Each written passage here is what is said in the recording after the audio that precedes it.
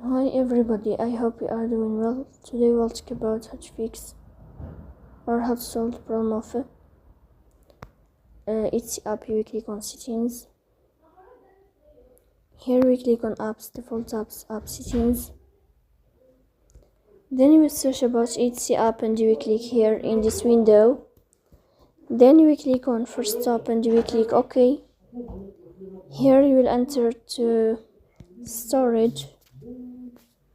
Then we click on clear cache.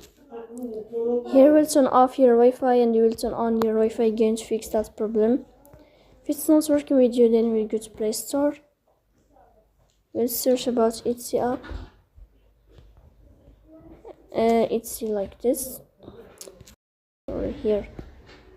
We'll go to Etsy app and then we'll update your app. So that's all. Don't forget to support us by like and subscribe.